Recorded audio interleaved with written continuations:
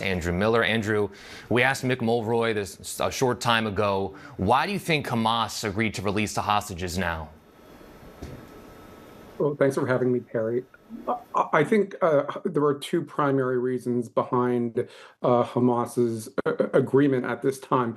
One of them was that finally Arab Muslim pressure on Hamas to soften its stance had reached a crescendo. And that was enabled by President Trump putting pressure on Prime Minister Netanyahu. It's much easier for the Arab countries to apply pressure on Hamas when it appears the U.S. is doing its part.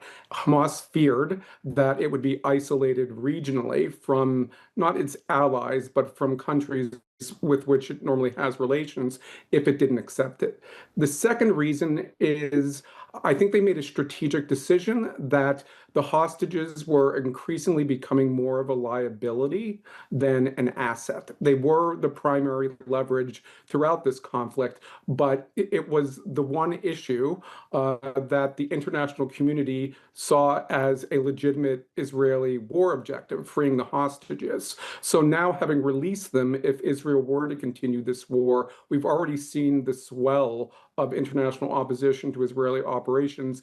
It's going to be even more acute. It's going to be even more unqualified once the hostages are out. So I think they're gambling that between international pressure and the Trump administration, trading the hostages at this time is going to be to their advantage. It seems like President Trump is really the only person who can apply pressure on Benjamin Netanyahu to make sure that this goes through. How can he do that? And why him out of everybody else? President Trump is uniquely well suited to apply pressure on Netanyahu. I would argue that other American presidents could have done so, including President Biden, but they were reluctant to put their full force behind it. But President Trump is in an even stronger position. And the reasons for that are, one, within Israel, he is the most popular U.S. president in history.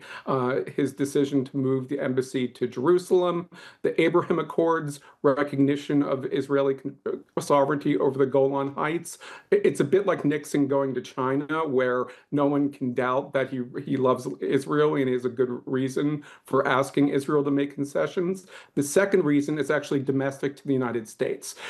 If a Democratic president puts pressure on Israel, it inevitably leads to opposition from the Republican Party, aggressive, acute opposition, often within the Democratic Party as well. For President Trump, he has such a stranglehold on his own party. He's able to take positions like directly interacting with Hamas, meeting with them, that had President Biden done, there would have been calls for his tarring and feathering on the National Mall. So Trump is just, due to his unique personality and his unique standing within American domestic politics and Israeli politics, is incredibly powerful.